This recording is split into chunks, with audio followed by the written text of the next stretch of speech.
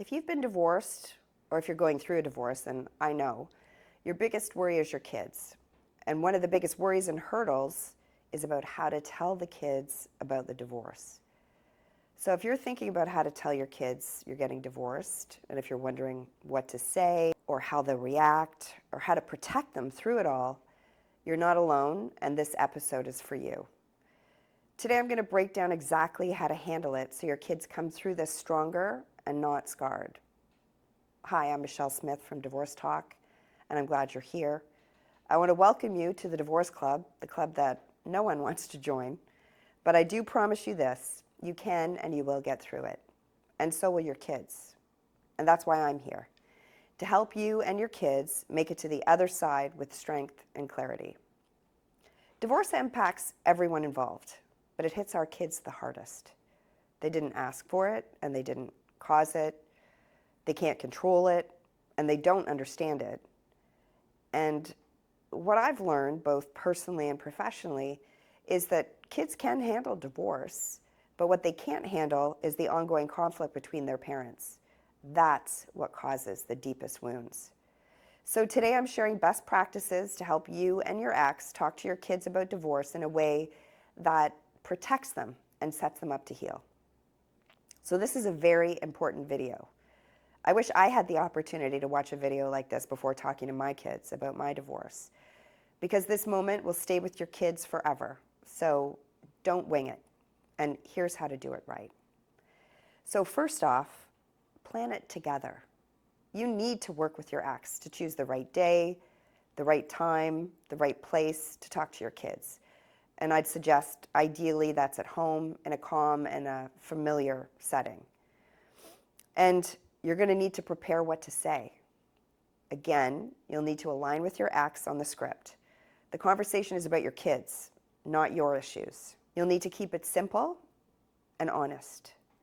Speak in age-appropriate terms and try things like, Mom and Dad have decided to live apart because we don't get along, but we both love you very much. You're going to need to reassure. Let them know you love them and that love hasn't changed and it never will. Also, you need to remove blame from the equation. So make it crystal clear. This is not your fault. There's nothing you did. There's nothing you could do to cause and or stop this. And very importantly, be ready for questions. And those will be questions like, where will we live? Do I have to change schools? Will the holidays be the same? And you need to be honest, stay calm, and avoid adult details. And if you don't know the answer, just say that.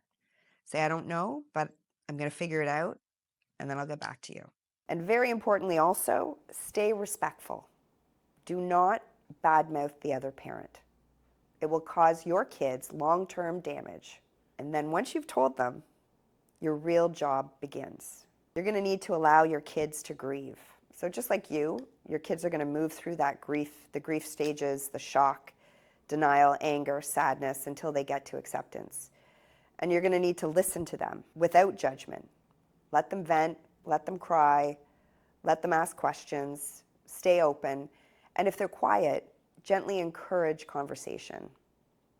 And again, repeat the same message over and over.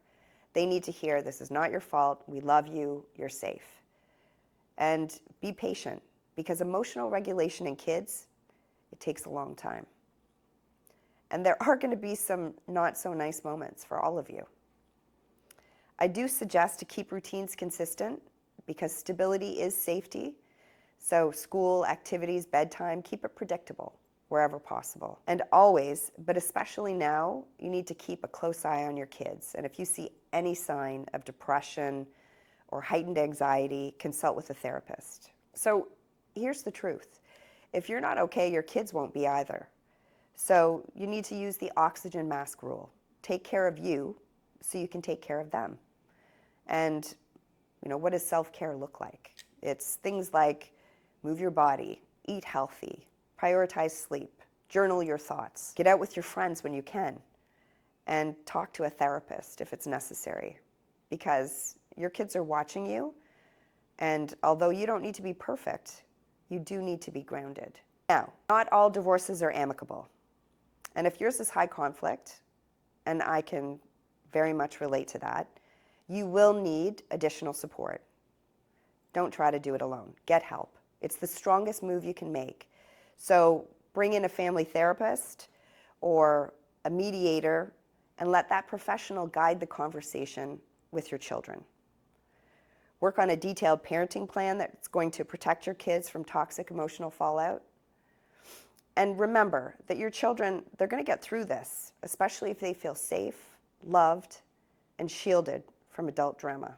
If you found this helpful, we'd love for you to like and subscribe to Divorce Talk and drop a comment below with your thoughts and questions. You're not alone, and there is life, peace, and even joy on the other side.